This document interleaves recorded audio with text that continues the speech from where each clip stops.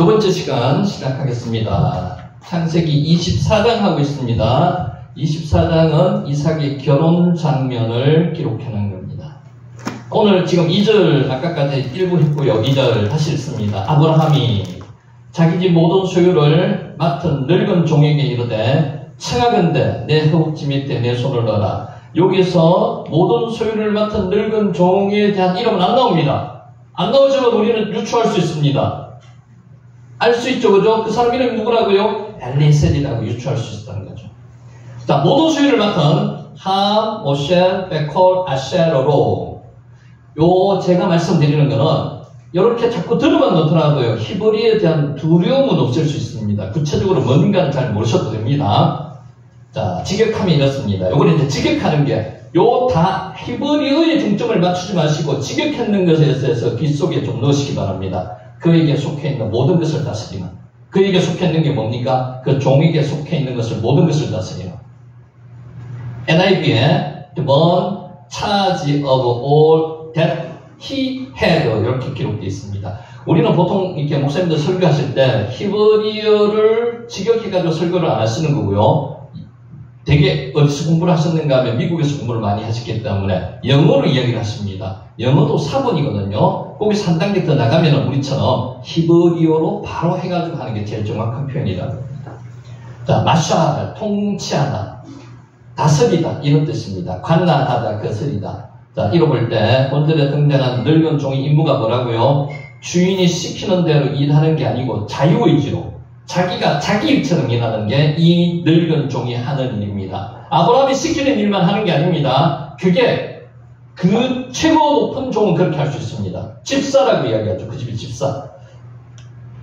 그는 아브라함에 속해 있는 소득물을 관리하는 모든 권한을 부여받고 아브라함 집안의 모든 일을 직접 관리하였습니다. 그러니까 주인은 뭐만 하는 거예요? 그 종으로부터 보고만 받으면 되는 겁니다. 그 종이 알아서 다 하는 거죠. 그 이름이 성경에는 지금 기록이 안 돼 있지만은 아브라함이 후사로도 삼을 뻔했던 그 인물, 다메섹 사람 엘리에셀이라는 거죠. 요게 글자가 마샬입니다. 마샬, 다스리다. 마샬. 하나님은 우리를 다스리고 계십니다. 통치하고 계십니다. 마샬. 자, 고대 근동에서는 여기서 나오는 근동이라는 단어 한번 설명해 볼게요. 유럽인들의 관점에서 기록을 했는 겁니다. 근동, 동쪽에 있는데 자기들의 가까운 쪽을 근동이라고 했습니다. 가까운 근이거든요. 어디서? 유럽에서 가까운 게 그게 근동이고요. 중동은 자기들로부터 가깝진 않은데 중앙 정도에 있는 게 중동이라고 했고요. 극동, 자기들로부터 아주 멀리 떨어져 있는 동쪽을 극동이라고 했습니다. 극동이 어느 나라에 있는 겁니까? 대한민국, 일본이 있는 게 극동이죠. 그래서 이거는 유럽인들 관점에서 이야기하는 게 근동, 중동, 극동이라고 이야기하는 겁니다. 고대 근동에서는 주인이 자신이 종들 중에서 가장 성실할 뿐 아니라 일을 처리하는 솜씨가 가장 좋은 종에게 자기가 알아서 자율적으로 그 집안 일을 처리하게 만들었다는 거죠. 그것을 기록을 모든 소유를 맡아 이렇게 해놨습니다. 함, 모셸, 베콜, 아셰르로 이렇게 기록을 해놨다는 거죠. 아브라함이 아들 이삭의 아내를 구하는 일 같은 중차대한 일을 종에게 맡긴 것은 아브라함이 엘리에셀, 여기 엘리에셀이라는 이름 없습니다. 추측합니다. 엘리에셀을 단지 종으로서가 아니고요. 모든 것을 신뢰하고 맡길 만한 자로 생각했던 것이기 때문에 이런 일을 맡겼다는 거죠. 그의 식구입니다. 자기 아들로 삼으려고 했던 사람이 엘리에셀입니다. 자, 사실 언약 가문이 아니라 할지라도 한 집안의 며느리를 드리고 중요한 거 제가 말씀드렸죠. 지금 아브라함은 며느리를 구하고 있습니까? 아들의 아내를 구하고 있습니까? 이게 중요합니다. 여러분도 마찬가지예요. 여러분이 며느리를 구하는 게 절대로 그렇게 해서는 안 된다는 거죠. 아들의 아내를 구해야 된다는 거죠. 그러면 모든 권한을 누구한테 줘야 됩니까? 아들이 좋은 사람을 데려와야죠. 며느리하고 시어머니가 살 겁니까? 옛날에는 그랬어요. 며느리를 구했습니다. 그래서는 안 된다는 거예요. 그래서 성경이 우리한테 지혜를 주시는 거예요. 아들의 아내를 구해야 된다는 거죠. 한 집안의 며느리를 드리고 아들의 아내를 드리고 인생의 반려자를 맞이하는 것은 실로 중요합니다. 맞죠? 지금도 아직 그렇게 요새 나이가 많아서 장가가는 사람들이 많기 때문에 아직 며느리를 못 본 집, 저희도 마찬가지입니다. 그런 집이 많습니다. 하물며 하나님은 언약을 후사를 날 언약 가문의 며느리를 구하는 일이 얼마나 중요하겠습니까? 그래서 아무나한테는 못 맡긴다는 겁니다. 책임 있는 사람한테 맡긴다는 거죠. 그 사람이 지금 오늘 이 늙은 종이라는 거예요. 소유를 맡은 늙은 종. 자, 아봇도 제칸이라고 기록해놨는데, 늙은이라는 뜻이 히브리어 단위가 제칸입니다. 여러분은 제칸입니까? 아닙니까? 늙었습니까? 아니요. 늙었다고 생각하시면 절대로 아닙니다. 여러분은 늙지 않았습니다. 제칸 아닙니다. 제칸은 성경의 다른 곳에 장로라고 하기도 하고요. 장로는 나이 많이 드신 분, 이런 뜻입니다. 어른이라고도 기록해 놓았습니다. 제칸. 자, 본문은 단순히 나이 많은 종의 의미만 있는 게 아닙니다. 관록이 붙은 종. 그리고 나이가 다른 사람들 많아서, 나이가 다른 종들을 책임지고 관리하는 종들이 우두머리, 관록이 붙은 종, 이런 뜻으로. NIV에서는 엘리에스를 종의 수장이라고 기록을 해놨습니다. 어떤 의미로도 괜찮습니다. 종 중에서 가장 믿을 만한 종이라는 거죠. 늙은 종. 자, 언약의 후사인 이삭의 결혼이라는 중대한 문제를 잘 해결하기 위해 아브라함은 자신이 가장 신임하고 가장 신실하고 충성스러운 종에게 이 일을 맡겼습니다. 그러니까 가족에게 맡기는 게 제일 좋은데 가족 같은 사람에게 맡겼다고 보시면 됩니다. 가장 믿을 만한 사람에게. 그는 50년 전에 아브라함에 의해서 어떻게 해요? 상속자로 지명받을 뻔도 했는 그 종입니다. 그 다메섹 사람 엘리에셀. 기억나시죠? 앞에서 기록하는 거. 하나님께서 아들을 주시겠다고 하니까 자기 아들을 미리 이 사람으로 아브라함은 생각하고 있었습니다. 다메섹 사람 엘리에셀. 이 종을 이렇게 하는 거죠. 여기에 자켄입니다. 자켄. 늙은 자켄. 노인이라는 뜻이죠. 노인. 에베드가 종입니다. 종. 아바드가 봉사하다는 뜻이 있는데 이 아바드에서 파생된 게 에베드입니다. 에베드. 종입니다. 종.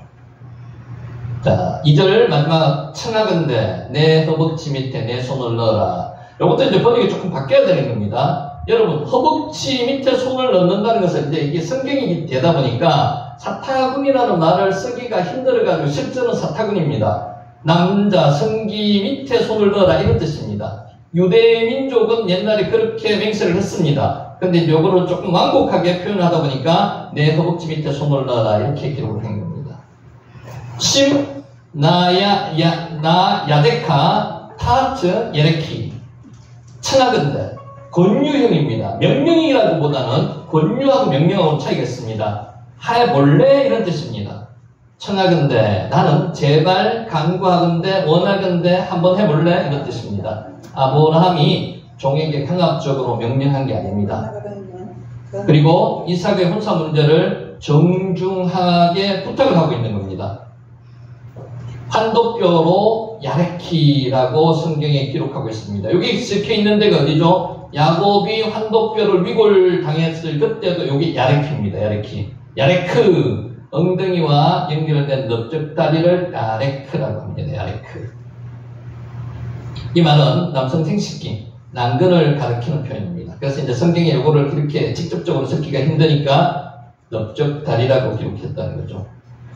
한글 성경은 이를 완곡하게 표현해서 환도뼈라고 번역을 했습니다. 환도뼈. 우리는 보통 환도뼈라고 기록되어 있습니다. 아브라함은 종에게 자신이 사타구니 안에 손을 넣고 맹세를 시켰다는 겁니다. 이게 가장 중요한 일을 맹세시킬 때 이렇게 한다는 겁니다. 유대민족에서.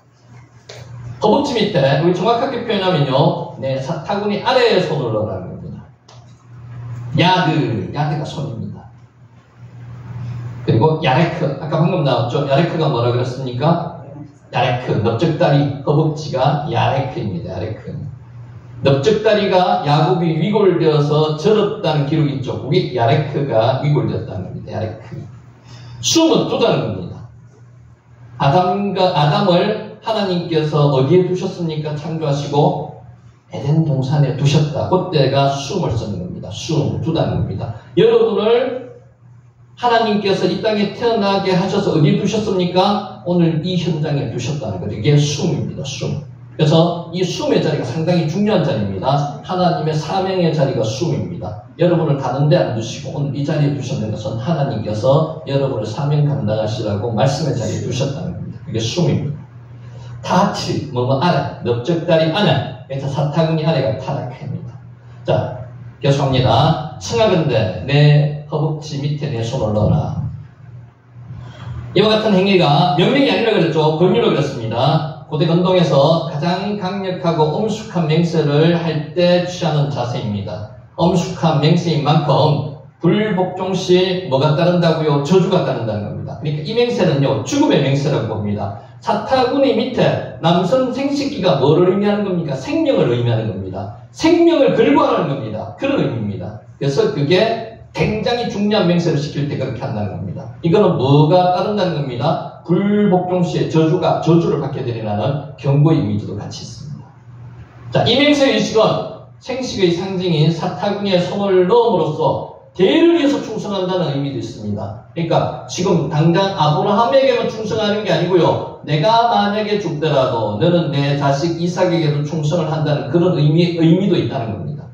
아브라함은 연로하여서 죽음을 목전에 두고 이삭의 혼사 문제를 종에게 맡길 때 진실하게 이행할 것을 다짐받았습니다. 또 아들 이삭의 결혼을 배우자를 찾는 일에 성심성의를 다해줄 것을 간곡하게, 지금 이게 명령이라기보다는 아까 나라는 게 권유라고 그랬죠. 권유하고 있는 겁니다. 그러니까 종이지만은 최대한 예의를 표해서 이야기하고 있다는 것.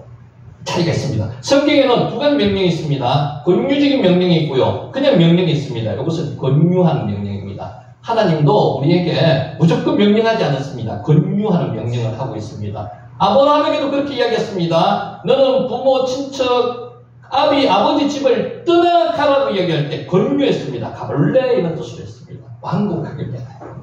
자유의지를 그만큼 중요시 여긴다는 겁니다.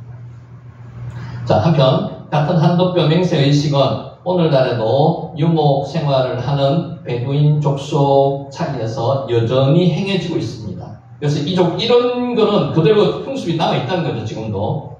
생명의 맹세라는 것입니다.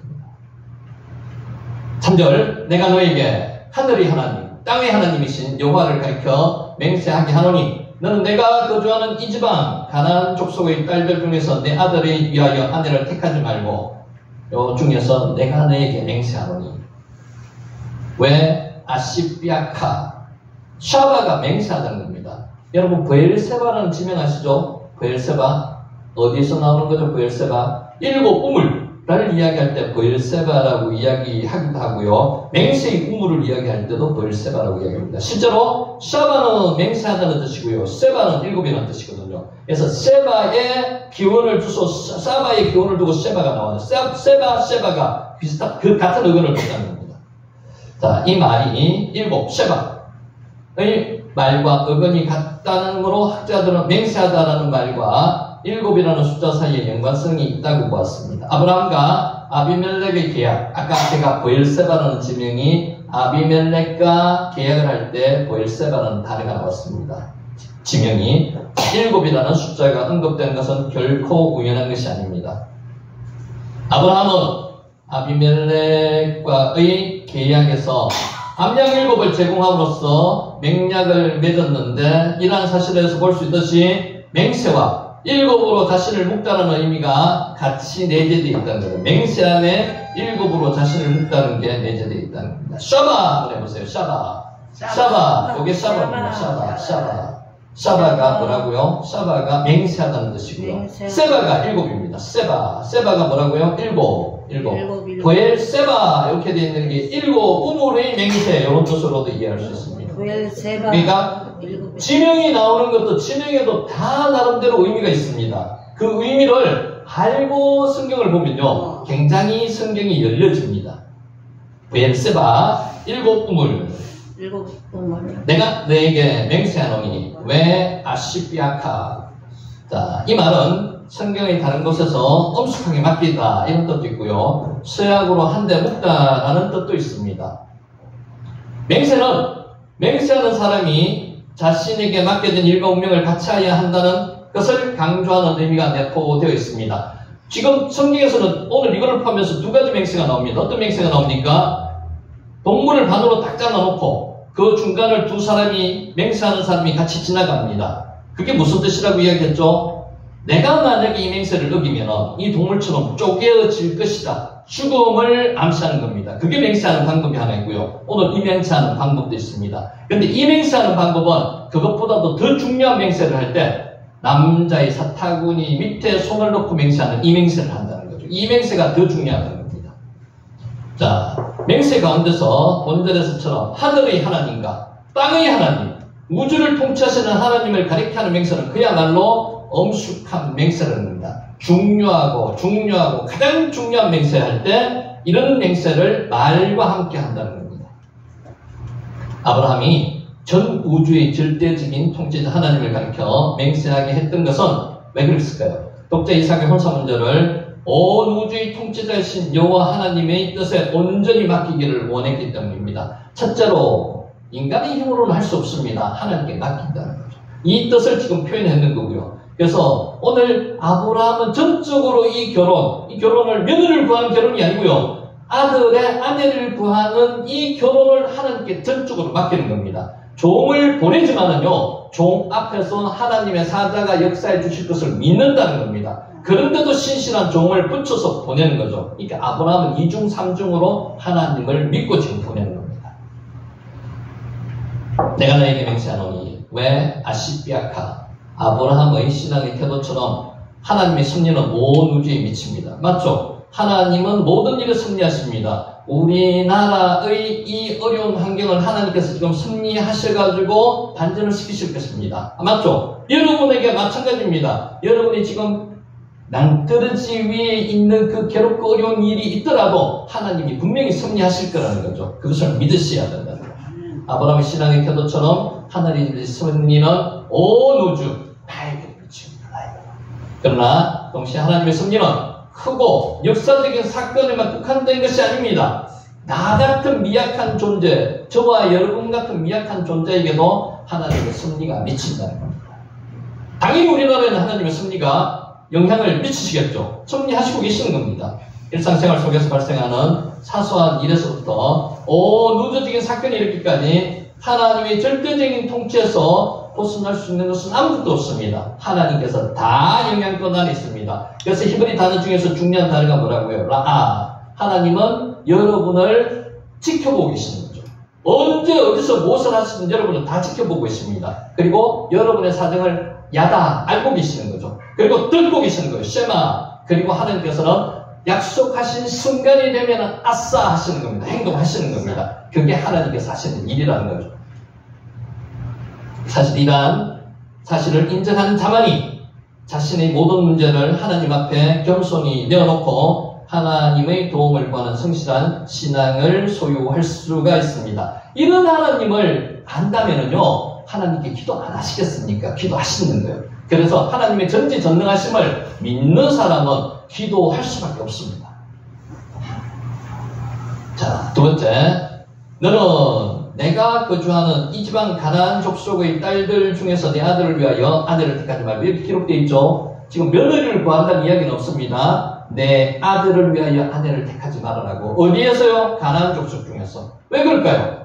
가나안의 그 부패한 성문화를 가나안에서 자기가 직접 살면서 지금 봐왔습니다. 60몇 년을 지금 여기서 살고 있거든요. 이 민족과는 도저히 결혼을 해야 될 상대가 아니라는 것을 알고 있기 때문에 지금 이렇게 하고 있는 거죠. 그 당시 부패한 그 부패함이 지금 대한민국에 있습니다. 소돔에 있었던 부패함이 지금 대한민국에 있다는 거죠. 이것을 위해서 우리는 뭘 해야 됩니까? 기도해야 됩니다. 너는 택하지 말고 티카흐. 택하라는 단어가 티카흐, 이 원형이 라카흐입니다. 라카흐, 따다는 것도 있고 취하다는 게 있습니다. 취하다. 하와가 선악과를 딸 때 단어가 뭔가 하면 요 라카흐입니다. 따다, 취하다, 라카흐, 받다, 취하다는 겁니다. 티카흐는 동작의 지속적인 영향을 나타내는 미완료 시대입니다. 계속, 미완료는 계속 완료가 안 된다는 거예요. 계속 하고 있다는 거예요. 강한 부정을 나타내는 부정어로와 함께 결코 취하지 말라는 겁니다. 지금만 취하지 마는 게 아니고요. 앞으로도 그렇게 하지 말라는 겁니다. 가나안 민족 중에서는 너 아들 이삭의 아내를 취하지 말라는 겁니다. 지금만 아니고 앞으로도 계속됩니다. 결코 취하지 말라는 겁니다. 절대적이고 지속적인 명령을 의미하고 있습니다.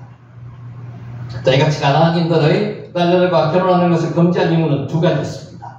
첫째는 언약의 자손으로서 혈통의 순수성을 유지하기 위해서 가나안 족속과 혼인관계를 맺지 말라는 겁니다. 두 번째, 가나안이 이방 종교에 동화되어서 신앙의 순수성을 더럽히지 말라는 겁니다. 여러분, 그 위대한 솔로몬 왕이 왜 그렇게 타락했을까요? 갑자기 왜 그렇게 타락했을까요? 처첩이 몇 명이라고요? 1000명입니다. 1000명. 우상 때문에 그래 됐습니다. 1000명. 네? 우상 때문에. 그렇죠. 그 우상을 누가 데리고 들어왔냐는 거죠.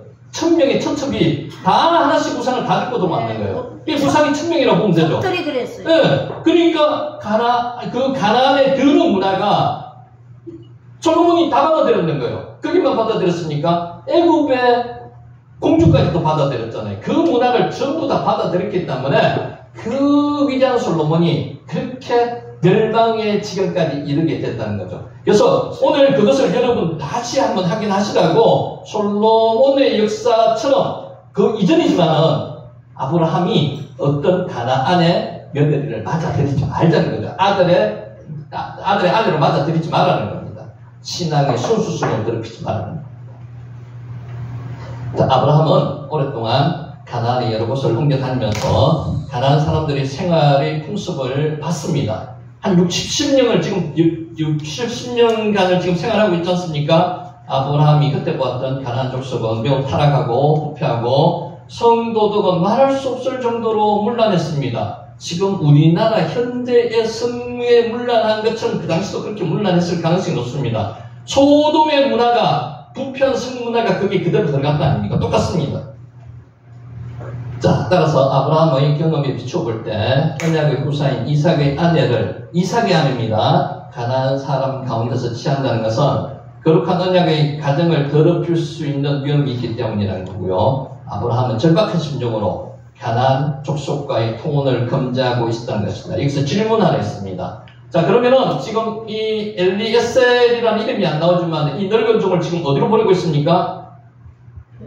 하란으로 보내고 있습니다. 바다나라 갈대으로 아닙니다. 그러면 그 하란은 지금 이 문화가 아주 깨끗한 문화였습니까? 질문, 제가 질문합니다. 어떨까요? 깨끗한 문화였을까요? 아니요, 아닙니다. 하란도 도시는 더 발달했습니다. 엄청나게 발달한 도시 문화 속에서 성문화가 더럽고 어려운 그런 관계 속에 있었지만 자기 동족이 거기 살았습니다. 아버지가 거기 살았었고요. 아버지에 따라서 나홀이 그쪽으로 들어왔습니다. 그래서 그 나홀의 가족 중에서 그들은 그래도 하나님을 숭상하는 하나님을 신앙이 있었거든요. 그들 중에서 며느리를 찾고자 그래서 바다나라 거기로 보냈던 겁니다. 그런데 아브라함이 이방 여인과의 결혼을 강력하게 반대한 것은 무엇보다도 하나님께서 원하시는 바가 아니었다는 거죠. 하나님께서 원하시는 바는 어때요? 신앙의 순수성. 그 이방 문화에 물들지 않은 하나님 신앙에 있는 자녀를 이삭의 아내로 맡기를 원했다는 겁니다. 그 확신이 아브라함에게 있었다는 겁니다. 여러분, 아브라함은요, 저는 제일 성경에 좋아하는 사람 중에서 아브라함이라고 생각합니다. 여러 인물이 나오지만 저하고 너무 비슷한 사람인 것 같아요. 마음이 약해요. 기도 얇아요. 이삭을 낳기 전까지는 말하는 것마다 다 휩쓸려 갑니다. 마음이 약해서 기근이 왔을 때 애굽으로도 내려갑니다. 거기 내려가서 자기 아내를 누이라고 이야기하고요. 실수도 합니다. 죄도 짓습니다. 그 한 번만 했습니까? 아비멜렉에게 내려가서도 똑같은 죄를 지었습니다. 그런데 변했습니다. 언제 변했습니까? 하나님께서 이삭을 낳고 나서부터 변하게 만드셨습니다. 체험을 했거든요. 신앙은 중요한 게 체험입니다. 왜 지금 한국의 사람들이 기독교에서 개종하는 사람들이 많거나 안 나가 성도가 많은 줄 아십니까? 체험의 신앙이 없었을 거예요. 하나님을 직접 만나야 됩니다. 하나님을 만난 사람은요, 하나님 배반하지 못합니다. 아브라함은 이삭을 낳고 나서부터 변했습니다. 왜? 정말로 전지전능한 하나님이 살아계시는구나. 영원하신 엘로람의 하나님이 나에게 역사하시는구나. 이것을 깨달았습니다. 그때부터는 사람이 변했습니다. 그래서 어떻게 해요? 22장에 아들을 번제로 바치러 하는 그 명령까지도 아브라함이 받았거든요. 들었거든요. 이 정도로 신앙이 깊어졌다는 겁니다. 그래서 여러분, 하나님을 만나면 변합니다. 지금 한국교회가 아직까지 소망이 있는 이유가 뭔지 아십니까? 하나님을 만나면 변한다는 거죠. 여러분의 자녀들도요, 여러분의 주위에 있는 만약에 내 가장 사랑하는 친족 중에서 아직까지 구원 못 받은 사람이 있다면요, 여러분이 먼저 변하시면 됩니다. 그러면은 그분으로 통해서 그분도 변해질 수가 있다는 그런 희망을 가지시기 바랍니다. 그 아브라함의 신앙이 오늘 여기서 지금 나타나고 있는 거예요. 자, 성경에서 이방인과의 통혼을 금지하는 이유 중에 가장 큰 이유는요, 이방인과의 결혼을 통해서 방금 말씀하셨는 것처럼 이방인의 우상들이 지금 들어온다는 겁니다. 자기 부인이 지금 우상을 믿고 있어요. 그러면은 사람은 어떻게 될까요? 부인 따라갑니다. 그래서 솔로몬이, 그 위대한 대왕 솔로몬이 변했다는 겁니다. 유입되는 것을 방지하기 위한 결혼이 그만큼 중요하다는 겁니다. 결혼이 중요합니다. 자, 바울은 고린도 교회를 향해서 믿지 않는 자와 멍에를 맺지 말라고 말했습니다. 멍에가 뭡니까? 소가 밭을 갈 때 소덩이에 매는 이렇게 생긴 게 멍에라고 이야기합니다. 그 멍에를 믿지 않는 자와 같이 맺지 말라는 겁니다. 그렇다고 해가지고 하나님 신앙을 가진 신자들만을 이야기하느냐? 꼭 그렇다고 보기는 힘듭니다. 그 당시 신자들이 몇 프로 안 됐거든요. 그런 신앙의 수수성을 간직하라는, 정신적으로 마음가짐을 그렇게 하라는 겁니다. 왜냐하면 불신자와의 결혼으로 인해서 믿음의 가정이 윤리적인 죄의 길로 빠질 위험성과 더불어 하나님이 아닌 다른 우상을 섬기게 될 위험성이 크기 때문입니다. 여러분, 불신자와 결혼하면요, 그 결혼한 상대방은 불신자를 따라가기가 쉬울까요? 신자로 오기가 쉬울까요? 불신자로 가기가 쉽습니다. 그래서 함부로 그렇게 결혼을 하면 안 된다는 겁니다. 만약에 불신자와 결혼을 하게 되었다고 하면 어떻게 해야 됩니까? 현명한 사람이라면요, 그 믿지 않는 사람을 최소한 세리까지는 받아가지고 결혼을 시켜야 된다는 거죠.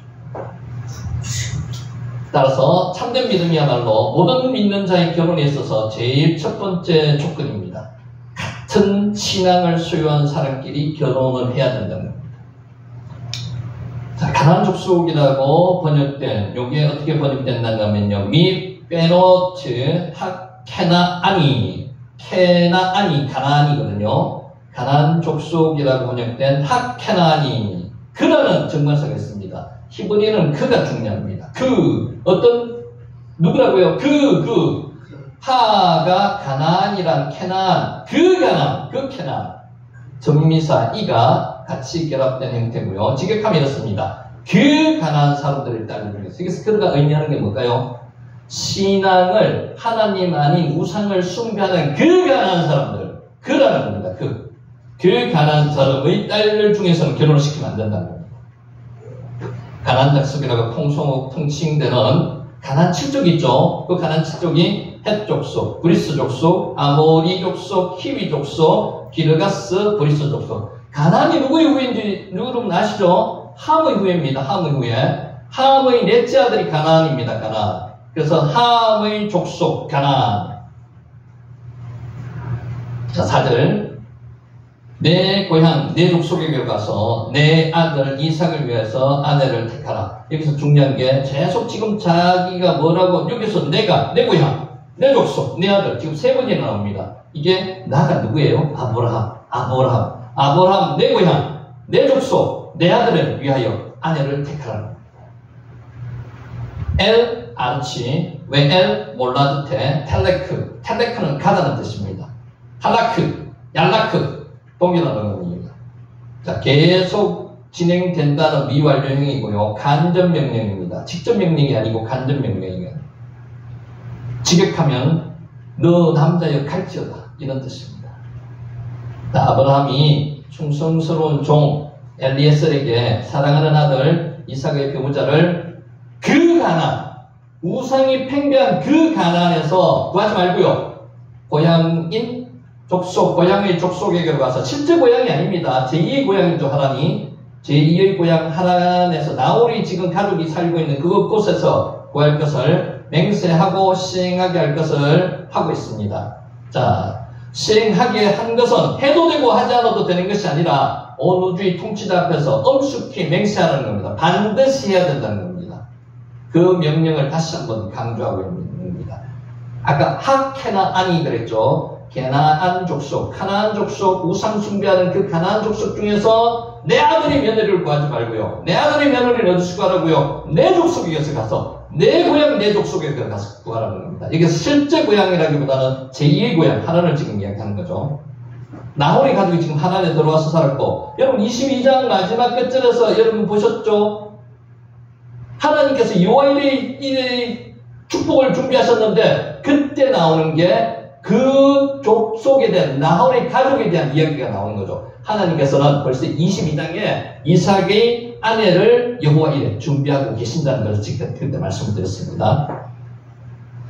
자, 결혼의 첫 번째 원칙. 내 고향, 내 족속. 이곳에 가서 아내를, 내 아들의 아내를 구하라는 겁니다. 내가 세 번 나온다는 건 중요하다고 말씀드렸죠.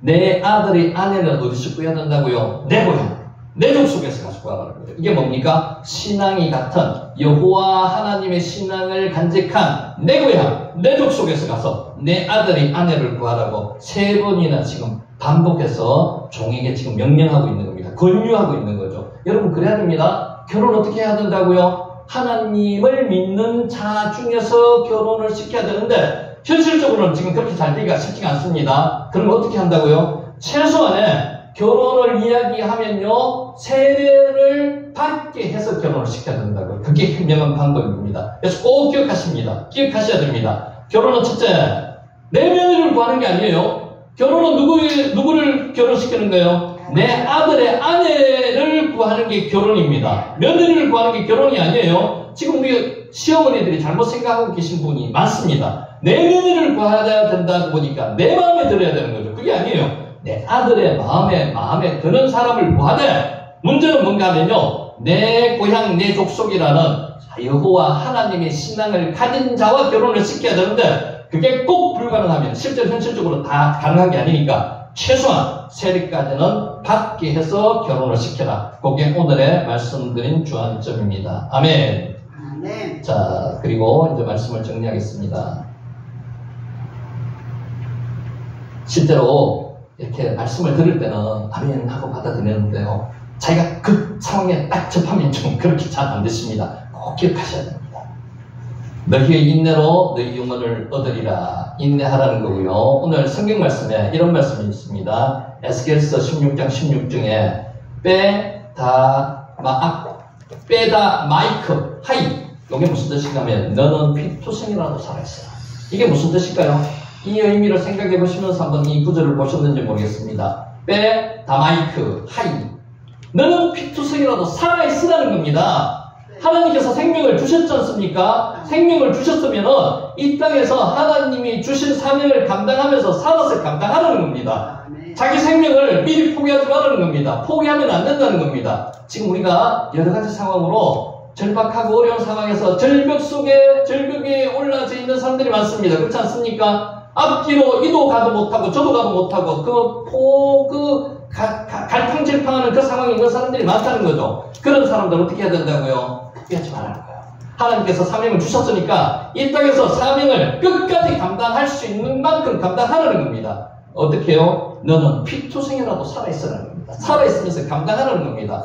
험한 일이, 어려운 일이 하나님께서 나한테 주신 이유가 뭡니까? 신앙을, 믿음을 정진시키기 위해서, 높여주시기 위해서 하나님께서 그걸 주셨다는 겁니다. 자, 그걸 염두에 두시면서 보시기 바랍니다. 사람은 육체 이상의 존재, 영적인 존재입니다. 여러분은 영적인 존재라는 것을 확인하셨죠? 살아오시면서. 지금 그것을 또 확인하셔야 되고요. 깨달으셔야 됩니다. 그래서 현실 넘어 세계, 분명히 있습니다. 현실 넘어 세계가. 다가올 미래의 세계, 종말에 대해서도 관심이 많습니다. 여러분, 종말이 끝입니까? 아닙니다. 종말은 시작입니다. 그런데 이 땅에서의 종말이 새로운 시작으로 가는 것도 맞는데, 저기서의 희망을 가지는 것도 맞는데, 이 땅에서는 어떻게 살아야 된다고요? 끝까지 피 흘리면서까지 피투성이라도 살아남아야 된다는 겁니다. 어떻게?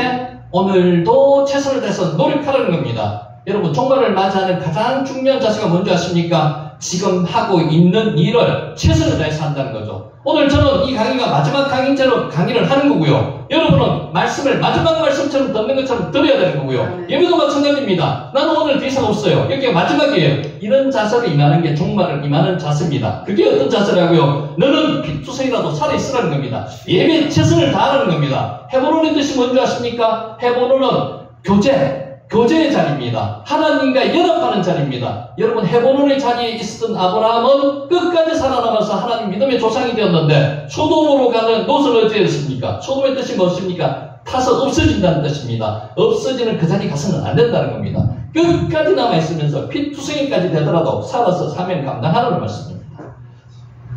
예수님이 예루살렘 성전의 파괴를 예언하셨습니다. 그러자 제자들은 그때와 그 일의 징조가 무엇인지 물었습니다. 사람은 징조에 대해서 언제 어느 때 이런 일이 일어나는지에 대해서 궁금해합니다. 때와 징조는 유대인들이 일반적인 관심사였지만 우리도 관심사입니다. 요새 뭐뭐 교주였던 사람이 지금 출소를 해가지고 다시 또 그 종말론적인 그 신앙이 유행한다는 이야기도 있습니다. 조심하셔야 됩니다. 때와 신은 하나님밖에 모르십니다. 예수님은 제자들이 질문에 이렇게 답을 하셨습니다. 미혹을 받지 않도록 주의하라. 지금 미혹하는 자가 너무 많습니다. 여러분 길을 얇게 여기셔서는 절대로 안 됩니다. 강하고 담대하시고 말씀대로 믿으셔야 돼요. 많은 사람이 내 이름으로 와서 이런데 내가 그라 하며 지금 그렇습니다. 한국에 예수라고 하는 사람이 100명 넘습니다. 그 사람들 이야기 전부 다 믿어야 됩니까? 아니요. 말씀을 믿어야 되는 거죠. 때가 가까이 왔다 하겠으나 그들을 따르지 말라. 지금 미혹의 때입니다. 난리와 소문을 들을 때 두려워하지 말라. 두려워할 일이 아닙니다. 알티라. 두려워해서는 안 됩니다. 아멘. 이 일이 먼저 있어야 돼. 끝은 아니리라. 누가복음 21장 8절 9절 말씀입니다. 아멘. 마지막 때에는 미혹하는 자들이 많이 나타나게 되어 있습니다. 그게 마지막 때에 계시록에도 나타나고 있잖아요. 그죠? 말씀의 자리에 가는데도 잘 분별하시고 가셔야 돼요. 그러므로 성도들은 그들에게 미혹을 당하지 말아야 합니다. 그 순간에는 어떻게 해야 됩니까? 내가 기도로 영적으로 깨어 있어야 하고요. 말씀으로 바로 정신을 박혀 있어야 된다는 거죠. 바로 끝나야 됩니다. 성도들은 그들에게 미혹을 당하지 말아야 합니다. 예수님은 계속해서 말씀하셨습니다. 민족이 민족을, 나라가 나라를 대적하여 일어나겠고 곳곳에 큰 지진과 기근과 전염병이 있겠고 또 무서운 일과 하늘로부터 큰 징조들이 있으리라고 누가복음 21장 10절 11절에 말씀하셨습니다. 다마이크, 하이, 피투성이라도 살아있으라는 겁니다. 예수님은 제자들의 질문에 어느 정도 예상할 수 있을 만큼만 대답해 주셨습니다. 구체적인 때에 대해서는 가르쳐 주지 않으셨습니다. 하나님만 알고 계십니다. 모르면 항상 긴장하게 됩니까? 여러분, 죽음이 뭡니까? 여러분, 죽음이 언제 일어날지 모르기 때문에 우리는 항상 긴장하고 있습니다. 죽음은 두려움의 대상이 아닙니다. 긴장해야 될 대상이고요. 그걸 모르기 때문에 아까 제가 말씀드렸듯이 오늘 이 순간이 마지막 순간이라고 생각하고 예배드려야 되고요. 오늘 이 순간이 마지막 순간이라고 생각하고 모든 사람을 대해야 된다는 겁니다.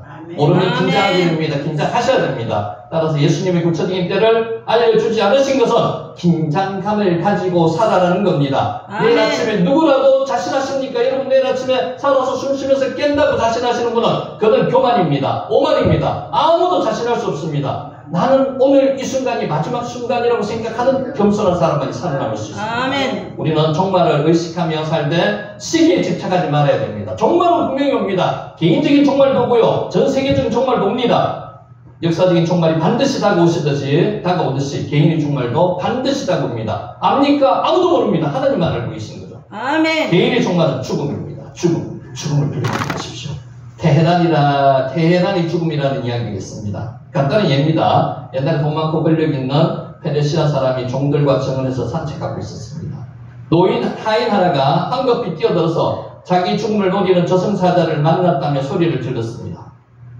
그 하인은 주인에게 가장 빠른 말 한 편을 빌려달라고 얘기를 했습니다. 그 말을 타고 하인은 당장 테헤란으로 떠나서 죽음을 피하고 하는 겁니다. 오늘 밤 안에 목적지에 도달해야지만이 죽음이 면한다고 그 이야기를 하고 있는 겁니다. 주인은 하인의 간청을 받아들여서 말을 내주었습니다. 하인은 그 말을 타고 허겁지겁 떠났고요. 주인이 발길을 돌려서 자기 집으로 돌아왔더니만 그 죽음의 사자가 그 자기 집에 와 있다는 거죠. 주인은 그에게 죽음의 사자에게 물어봤습니다. 그때는 왜 내 하인에게 겁을 주는가? 그러자 저승사자가 대답했습니다. 그럴 리가 있겠습니까? 사실은 오늘 그 하인을 테헤란에서 만나기로 되어 있었는데 그 영혼을 데려가기로 하였었는데 여기 와서 보니 그 친구가 여기 있기에 놀란 기색을 보였을 뿐이라고 이야기합니다. 하인이 죽음을 피해서 재빨리 테헤란으로 달아나려 했으나 죽음은 도리어 테헤란에서 기다리고 있다는 겁니다. 죽음은 인간 마음대로 할 수 없다는 거예요. 죽음은 하나님께서 언제든 취하시면 달아갈 수밖에 없는 게 우리의 생활입니다. 그러면 우리는 두려워해야 됩니까? 아니요. 저 세상에서는 영원한 하나님 세상에서는 희망이 있기 때문에 우리는 두려워할 필요가 없다는 거죠. 아멘. 하인은 어떻게 해서라도 죽을 운명이었습니다. 인간은 어떻게 해서라도 죽을 운명은 죽을 운명입니다. 내 마음대로 하는 게 아니죠. 우리는 그때까지 뭘 해야 된다고요? 피투성이가 되더라도 살아서 오늘 열심히 살아야 되는 겁니다. 테헤란에 있어서도 죽고요. 떠나서도 죽고요. 저승사자를 만나게 되어 있었다는 겁니다. 집에 있어서도 저승사자를 만나게 되어 있었다는 겁니다. 하느님이 정한 죽음은 면할 수가 없다는 겁니다. 정해진 죽음은 아무리 몸부림을 쳐도 피할 수가 없습니다. 죽음은 늘 우리 가까이 있습니다. 하나님께서 죽음을 만드신 게 최고의 축복이라고 여러분이 이야기를 하십니다. 여러분 그래 믿으십니까? 죽음이 없으면요 사람이 긴장감이 없습니다. 영원히 산다고 생각해 보세요. 어떻습니까? 교만하고 자만하고 오만할 수밖에 없습니다. 그런데 안 그렇잖아요. 언젠가 죽을 수밖에 없습니다. 저나 여러분이나. 순서 있습니까? 제가 먼저? 아니요 여러분이 먼저? 순서 없습니다. 누구라도 먼저 갈 수 있는 게 죽음입니다. 그렇기 때문에 항상 겸손하게 살아야 된다는 겁니다. 베풀면서 살아야 된다는 겁니다. 많이 가진 사람은 많이 베풀어야 되고요. 적게 사는 사람은 적게 베풀어야 되고요. 복록을 어디 쌓아야 된다고요? 하늘에 복록을 쌓아야 된다고요. 하늘에. 아멘. 죽음보다 확실한 것은 없습니다. 인류 역사상 어떤 여유도 없습니다. 누구도 다 죽습니다. 김정은이 안 죽습니까? 지금 김정은이 죽는다는 이야기가 곳곳에서 나타나고 있습니다. 오늘날 왜 지금 김주애를 빨리빨리 전면에 내세우고 있는 이유가 뭔지 아십니까? 그것 때문에 그러니라는 이야기도 있습니다. 근데 그거 누가 하는 거예요? 우리 마음대로 하는 거 아니죠. 하나님의 섭리 속에 있는 겁니다. 아멘. 누구도 죽음을 피할 수 없습니다. 어차피 맞이하게 될 죽음입니다. 그러면 어떤 죽음을 맞이해야 됩니까? 죽음을 맞이해야 돼. 이 땅에서의 삶은요, 피투성이가 될 때까지 살아서 열심히 살아라는 겁니다. 그러므로 일부러 맞으러 갈 필요는 없습니다. 일부러 자기 죽음을 자기가 선택할 수 있습니까? 하면 안 됩니다. 그것은 교만입니다. 자살이 살인입니다. 살인. 그렇게 해서는 안 됩니다. 죽을 준비는 필요합니다. 그러나 너무 지나치게 죽음을 자주 말할 필요는 없습니다. 생명은 살라는 명령입니다. 여러분 살아야 됩니다. 하나님께서 살으라고 이 땅에 보내주셨지 않습니까? 살아야 됩니다. 우리는 이 땅에 태어나게 하신 하나님의 명령을 지켜야 됩니다. 빼, 다마이크, 하이. 너는 피투성이라도 살아있으라는 겁니다. 따라서 죽을 때까지, 죽을 때 죽더라도 살아있는 동안에 우리는 열심히 살아야 됩니다. 어떻게 살아야 된다고요? 오늘 만나는 사람한테 최선을 다해서 살아야 됩니다. 사랑하면서 살아야 됩니다. 기쁨을 주면서 살아야 됩니다. 이게 하나님의 명령이지 않습니까? 근데 우리는 어떻게 하고 있습니까? 인상 쓰면서, 미워하면서 이렇게 살아서는 절대로 안 된다는 겁니다. 이제 시간이 얼마 안 남았어요. 성경은 말씀하고 있습니다. 너는 피투성이라도 살아있으나. 다시 이르기를 너는 피투성이라도 살아있으나. 두 번이나 연속해서 말씀하셨는 게 에스겔서 16장 6절 말씀입니다. 여러분 어떻게 살아야 된다고요? 피투성이가 되더라도 끝까지 살아서 하나님의 사명을 감당하시라는 겁니다. 아무리 어려워도 절대로 포기하면 안 됩니다. 여러분 포기하고 싶을 때가 있으시죠? 사람 이상 있습니다. 저 인간 없으면 내가 살겠는데 이런 사람도 있고요. 내 가족 중에서도 정말 소중한 가족이 미워 죽겠는 그런 상황도 있습니다. 그래도 절대로 포기하지 말아야 됩니다. 그럴수록 더 사랑하는 겁니다. 끝까지 버텨야 합니다. 빼다마이크 하이. 끝까지 너는 피투성이라도 살아있으라는 겁니다. 예수님은 종말의 징조를 말씀하시고 이렇게 결론을 맺으셨습니다. 너희의 인내로 너희 영혼을 얻으리라. 인내하시기 바랍니다. 절제하시기 바랍니다. 미혹과 고난이 있어도 끝까지 참고 견딤으로써 영혼의 구원을 얻고요. 하늘의 영광을 누리라는 겁니다. 역사적인 종말이든 개인의 종말이든 그날에 이르기까지 우리는 최선을 다해서 주어진 사명을 잘 감당하시는 저와 여러분이 되시기를 예수님의 이름으로 축원하면서 강의를 마치도록 하겠습니다. 기도드리겠습니다.